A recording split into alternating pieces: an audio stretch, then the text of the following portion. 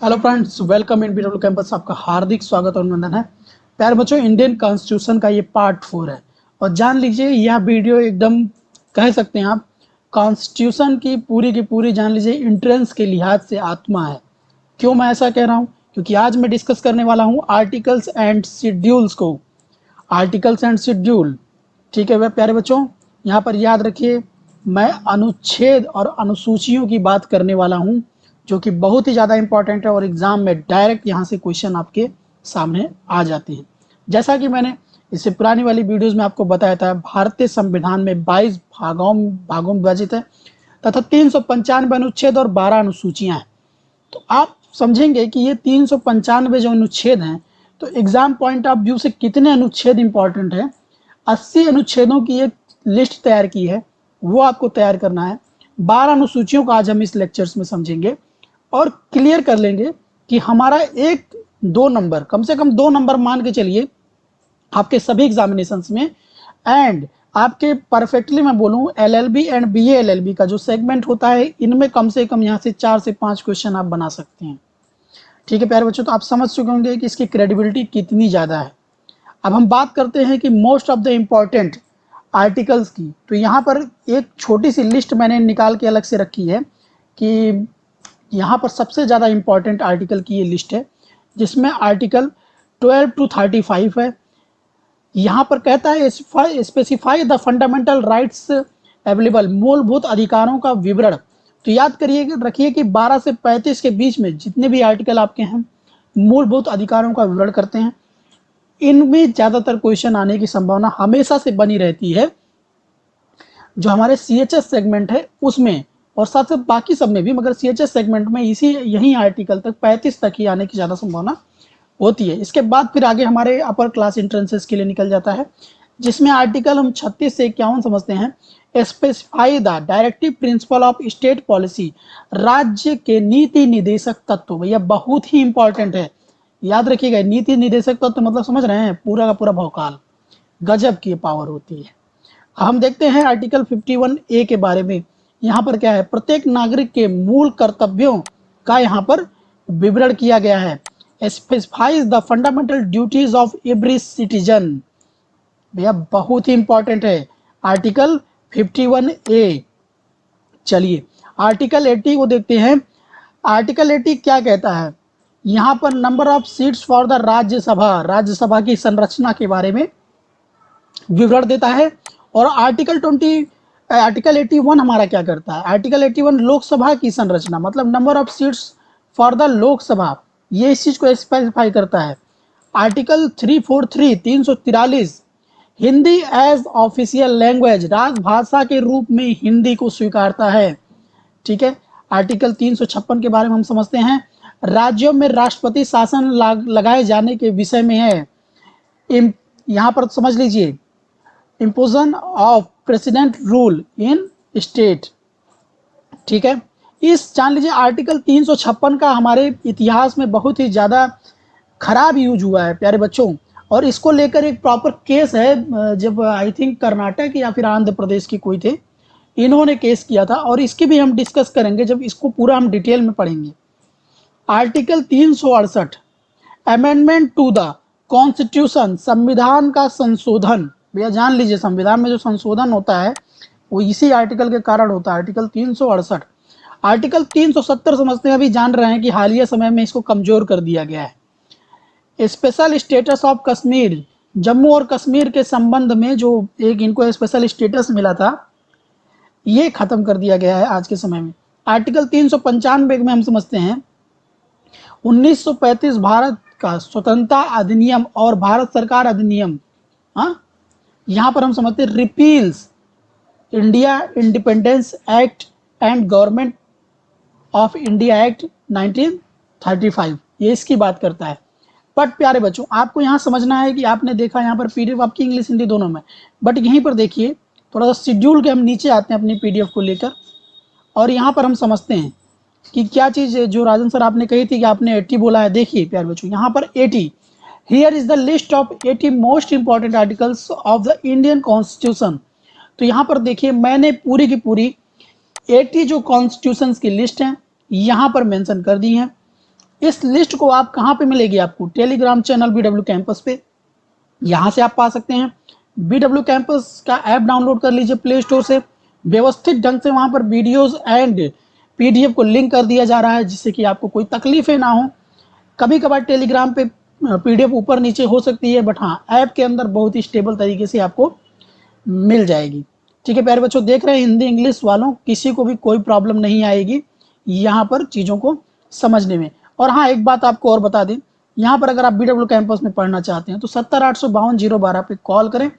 पूरी बाकायदा प्रिपरेशन चल रही है आपके CHS की, BHU, AU, DU, MU, JMI, LU, किसी भी चीज़ का सपना आप देख के आए हैं यहाँ पर आपके पूरा हो जाएगा BW कैंपस के साथ। हम इस चीज़ को समझ चुके हैं, अब हम समझते हैं शेड्यूल्स को। हमारे जो 12 यहाँ पर शेड्यूल्स हैं इनके बारे में हम समझते हैं। शेड्यूल्स मतलब बेटा अनुसूचियाँ होती हैं। क्या होती है, हिंदी में अनुसूचियाँ बोलते हैं। तो चलिए हम समझते हैं हमारे फर्स्ट शेड्यूल में क्या कहता है। First schedule contain the list of state and union territories and their territories. प्रथम अनुसूची राज्यों और संघ राज्य क्षेत्रों का वर्णन करती है। मतलब ये बताती है कि हमारे भारत गणराज्य में कितने राज्य हैं, कितने संघ शासित प्रदेश हैं जो यहाँ पर केंद्र सरकार के अंतर्गत आ रहे हैं। इसका वर्णन कहाँ किया गया है, फर्स्ट शेड्यूल में किया गया है। सेकेंड शेड्यूल को हम यहाँ पर समझते हैं।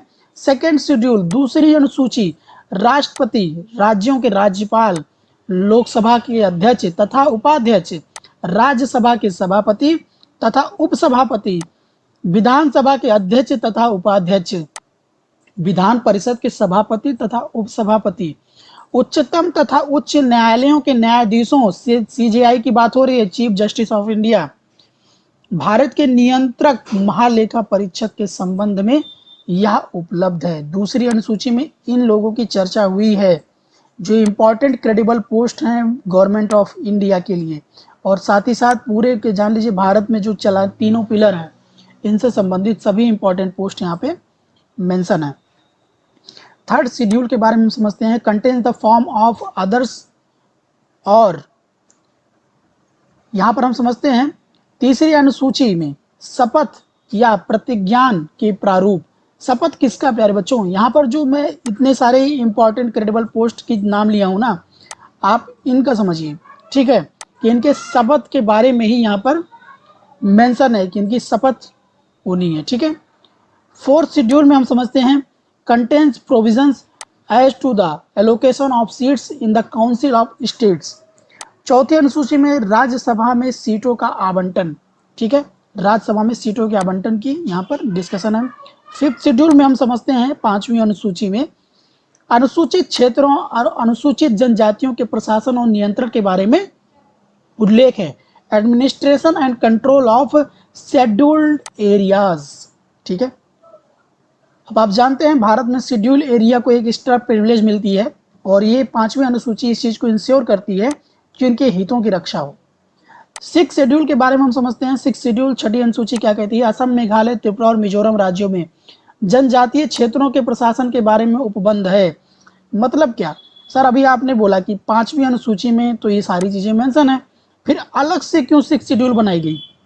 बेटा अलग से सिक्स शेड्यूल इसलिए बनाई गई क्योंकि इन राज्यों में क्या था कि बहुत ही ज्यादा इस चीज को लेकर क्योस था कि हमारी हेरिटेज, हमारी प्रॉपर्टीज को जिंदा रखा जाए।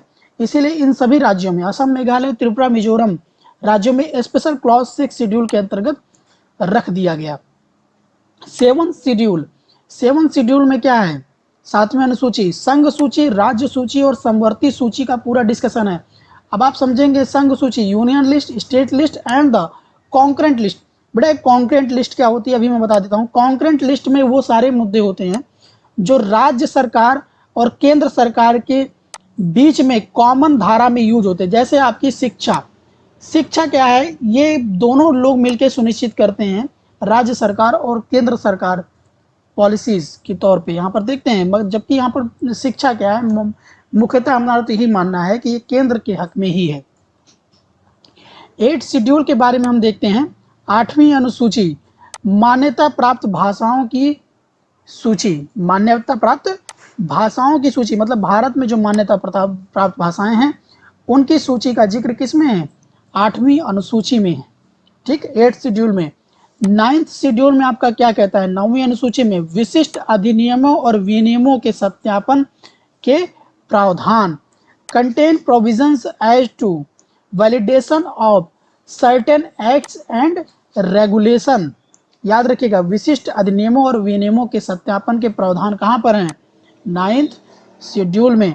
आपके 10th शेड्यूल में आपको क्या मिलता है, 10वीं अनुसूची में दल परिवर्तन के आधार पर निर्भरता के बारे में उपबंध। याद रखिए, इस पर एक बहुत ही बड़ा मतलब यहाँ पर आया था, आया राम गया राम केस है इस मामले में।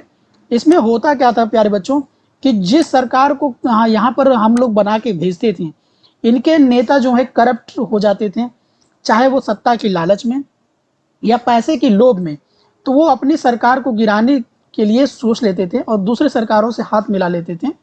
तो ये चीज़ बहुत ही ज़्यादा खराब हो गई थी हमारे संविधान में। आया राम गया राम केस इसी पे डिपेंड करता है कि इस चीज़ को रोक दिया गया कि आप भैया ऐसे ही नहीं दल बदल सकते। अब इसका भी एक कानून है, ये बहुत बड़ा केस है प्यारे बच्चों। जब इसको एक्स्ट्रा में डिस्कस करेंगे डिटेल में तो आपको इसके बारे में समझाएंगे कि ये आया राम गया राम केस कैसे तैयार हुआ। 11th शेड्यूल 11वीं अनुसूची के बारे में बात करते हैं। 11वीं अनुसूची पंचायतों के अधिकार, प्राधिकार और दायित्व के बारे में चर्चा करती है। Authority and responsibilities of panchayat, याद रखिएगा, इनके पावर, अथॉरिटी एंड रिस्पॉन्सिबिलिटीज की बात कौन कर रहा है, 11th शेड्यूल पंचायतों के। अभी हालिया में पंचायती चुनाव भी हुए हैं, आपने उसमें अपना योगदान जरूर दिया होगा। 12th शेड्यूल की बात करते हैं, 12वीं अनुसूची। 12वीं अनुसूची में क्या है, नगर पालिका। जैसे यहाँ पर हमारे गांव में क्या चलता है, पंचायत चलती है, तो नगरों में क्या चलता है बेटा, इसके समकक्ष नगरों में होती है नगर पालिका। नगर पालिकाओं के अधिकार, प्राधिकार और दायित्व की चर्चा हो रही है। यहाँ पर म्युनिसिपैलिटीज के पावर, अथॉरिटी एंड रिस्पॉन्सिबिलिटीज के बारे में पूरा का पूरा यहाँ पर डिस्कशन आपके रखा हुआ है।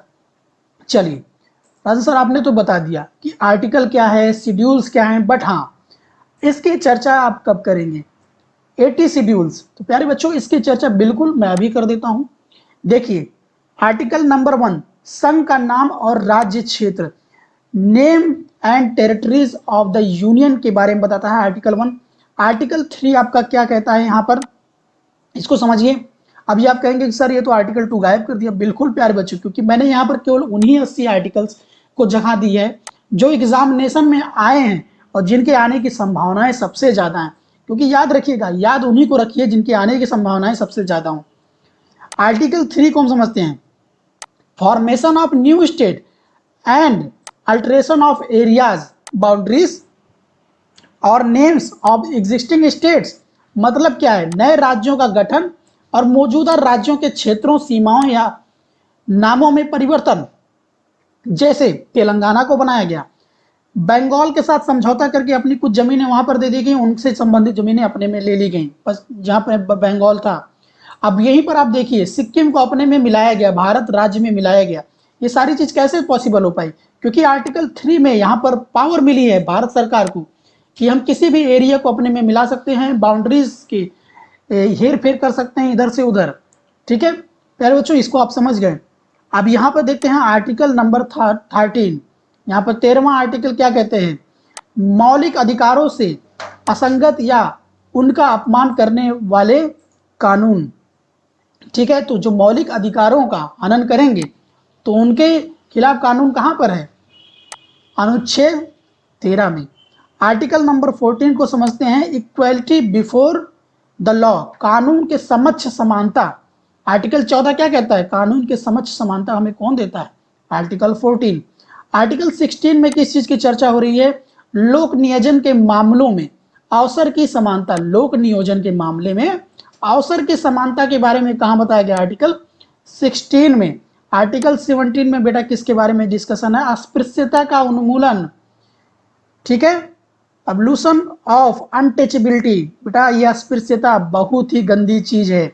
आर्टिकल 17 छुआछूत, आप जान रहे हैं ना कितना बड़ा अभिशाप है भारत के ऊपर। आज भी बहुत सारे एरियाज हैं, बहुत सारे ऐसे ही दकियानूसी और गिरी हुई मानसिकता के लोग हमारे समाज में हैं जो एग्जिस्ट करते हैं, जो इसको कहते हैं कि हाँ भाई एग्जिस्ट करती, बट हाँ मैं सीधे बोलता हूं कि आज के समय में अस्पृश्यता भारत से लगभग खत्म हो गई है। ठीक है, यहाँ पर सभी अब एक तरीके से रहने लगे आपस में, बट हाँ कुछ राजनीतिक दल इसका फायदा उठाते हैं। आर्टिकल नंबर 19 के बारे में हम देखते हैं। भाषण की स्वतंत्रता आदि के संबंध में कुछ अधिकारों का संरक्षण, मतलब क्या, फ्रीडम ऑफ स्पीच की बात कर रहा है बेटा। फ्रीडम ऑफ स्पीच जो आजकल आप देखते नहीं हो, कुछ भी होता है, कुछ भी किसी ने बवाल खड़ा कर दिया, कुछ भी बोल दिया सोशल मीडिया पे, कह दिया ये हमारा फ्रीडम ऑफ स्पीच है, आप इसको नहीं छीन सकते हैं। बट बेटा कहीं ना कहीं संविधान को अब इसे भी डिफाइन करना पड़ेगा कि आपकी फ्रीडम कहाँ तक है। मैं हमेशा से कहता हूँ जो हमारी रिस्पेक्टेड पोस्ट हैं, कम से कम इनको लेकर कोई टीका टिप्पणी ना करें। अब आप सोचेंगे कि राजन सर हम किसकी बात कर रहे हैं, तो हम बात कर रहे हैं कि जब हमारे आर्मी जनरल कोई बात कहते हैं कि हाँ भाई हमने इस देश पर यहाँ पर सर्जिकल स्ट्राइक की है, फिर भी देखिए यहाँ पर कुछ राजनीतिक पार्टी यहाँ पर सवाल उठाने लगती हैं हमारे आर्मी जनरल पे। क्या लगता है आपको, ये राजनीतिक पार्टियां सही हैं, हमारा सेना में वो वीर जवान जो हर एक गोली खाने को तैयार है हमारे देश की रक्षा के लिए? तो प्यारे बच्चों मैं हमेशा सेना के साथ खड़ा हूँ। जय हिंद, वंदे मातरम। ठीक है, तो कहीं ना कहीं फ्रीडम ऑफ स्पीच को अब तो डिफाइन होना ही पड़ेगा। अब हम समझते हैं आर्टिकल यहाँ पर 21, जीवन और व्यक्तिगत स्वतंत्रता की सुरक्षा, protection of life and personal liberty. ठीक है, बहुत ही इंपॉर्टेंट। ठीक, article 21A, right to elementary education, प्रारंभिक शिक्षा का अधिकार आपको कौन देता है? आर्टिकल 21A देता है। ठीक, इस चीज को याद रखिएगा। आर्टिकल 25 के अंतर्गत अंतरात्मा की स्वतंत्रता और धर्म के स्वतंत्र पेशे, आचरण और प्रचार प्रसार की स्वतंत्रता, freedom of conscious and free profession, practice and propagation of religion. यहाँ पर आपके धर्म के स्वतंत्र होने के बारे में, पेशे, आचरण और प्रचार प्रसार की स्वतंत्रता के बारे में चर्चा है कि भैया आप अपने धर्म को फॉलो करिए, बाकायदा प्रचार प्रसार करिए, कोई आपत्ति नहीं, बट याद रखिए कि अगले धर्म की इज्जत भी करिए। आर्टिकल नंबर 30, अब यहाँ पे हम समझते हैं अल्पसंख्यकों को शैक्षणिक संस्थानों की स्थापना और प्रशासन का अधिकार। भैया इसकी स्पेशल आवश्यकता क्यों पड़ गई भारत में? क्योंकि आप जान रहे हैं ये जो अस्पृश्यता थी ना, ये इसका कारण बन गई थी कि यहाँ पर जो नीचे के तबके के लोग थे वो इसमें आगे नहीं बढ़ पा रहे थे, इसलिए स्पेशल क्लॉज रखा गया अनुच्छेद संख्या 30, अल्पसंख्यकों के शैक्षणिक संस्थानों की स्थापना और प्रशासन के संबंध में। अब देखिए यहाँ पर जितने भी आर्टिकल हैं प्यारे बच्चों, आप लोग इसमें आप इसको समझिए बहुत ही अच्छे से, ईमानदारी से पढ़िएगा। ग्राम पंचायतों का संगठन आर्टिकल 40 के अंतर्गत आता है।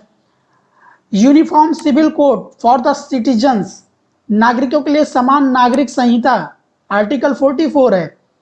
तो ये चीज याद रखिए, यहाँ पर मैंने जो पीडीएफ में रखी है, एक एक आर्टिकल यहाँ पे रखी है, ये सभी आपके लिए बहुत ही ज्यादा इंपॉर्टेंट है।